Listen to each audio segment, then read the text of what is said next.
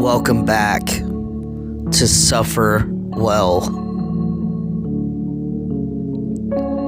where we talk honestly about pain, healing, and hope through the ancient faith. Today we're going to talk about a kind of suffering that often remains hidden. The suffering of trauma. Trauma from childhood abuse, PTSD, and drug addiction. These are wounds many carry in silence.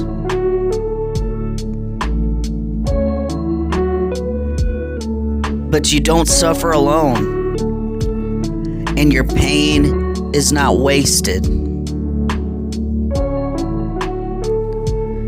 Trauma is more than a memory.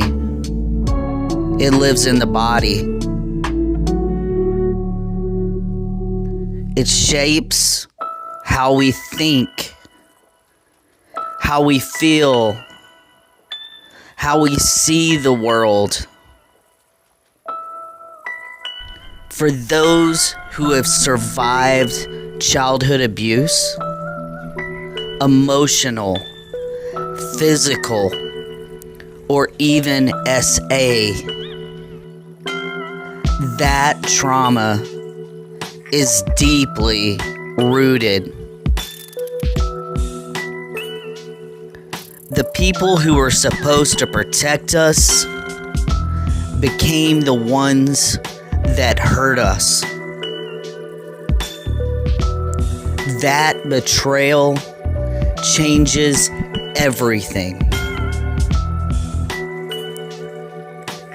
Post-traumatic stress isn't only for soldiers. Many of us carry complex PTSD from growing up in chaos, from never feeling safe. And for some, that pain led to addiction.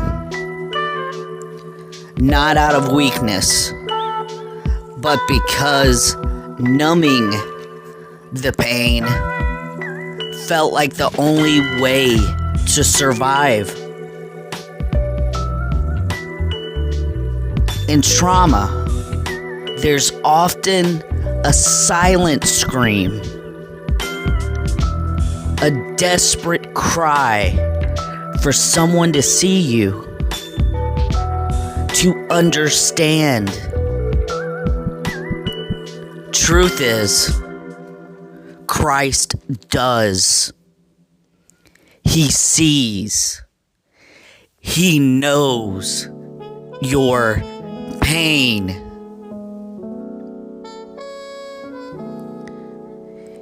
He himself was betrayed, beaten, stripped, mocked, left alone to die. And yet he forgave. The incarnation, he entered into the deepest suffering, so that no part of our pain would be outside of his reach. There is no trauma so dark that his light cannot shine through. Let's look at the saints. Saint Mary of Egypt. She was a former prostitute, consumed by lust and addiction to pleasure. She ran from God, but through repentance,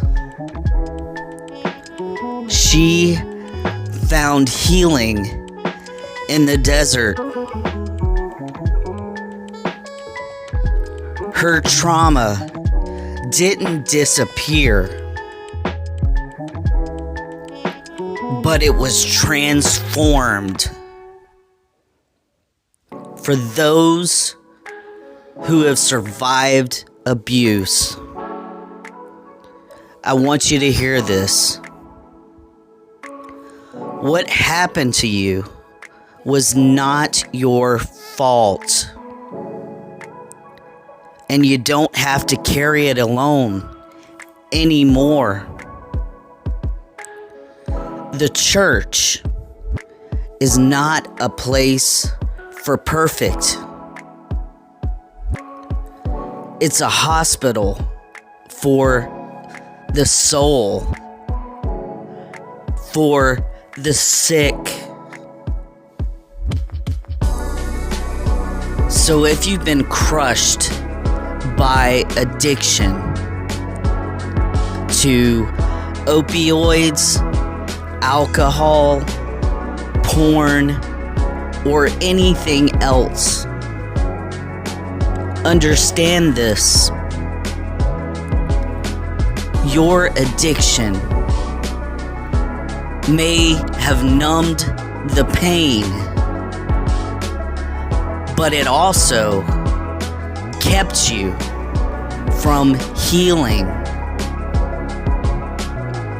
Real healing only comes through facing the pain with Christ's help. It starts with humility, with confession, with honesty before God, and slowly, with time, grace begins to rebuild what trauma tried to destroy. Healing from trauma is not linear. There will be good days and bad days. But with Christ, we don't have to pretend we are okay. We embrace our suffering. We walk through the valley of the shadow of death with Him, not around it. So here are 3 steps that have helped others begin their healing journey. Number 1, confession and spiritual guidance. A loving church community can help you unburden your soul and walk with you without judgment. Number 2, prayer and stillness. Trauma can feel deafening, but in praying the Jesus prayer, which is, "Dear Jesus, Son of God, have mercy on me, a sinner." In silence, we begin to hear the whisper of God saying, "I am with you." Number 3, community. Healing happens with fellowship, not in isolation. Find people who walk the same path of repentance and love. Your trauma does not define you. Your past does not disqualify you from God's mercy. In fact, your brokenness is the very place Christ wants to meet you. He doesn't love some perfect version of you that does not exist. He loves you, the one who's been hurt, the one who's relapsed, the one who feels too far gone. And he says, "Come to me, all who are burdened, and I will give you rest." Matthew 11:28.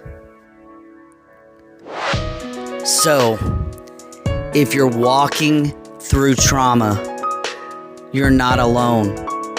Christ is here. We are here. You belong. Subscribe for more stories. Like the video if this has helped you. Comment so we can get to know each other. Share to help somebody else. God is with you, my friends. God bless you, and much love.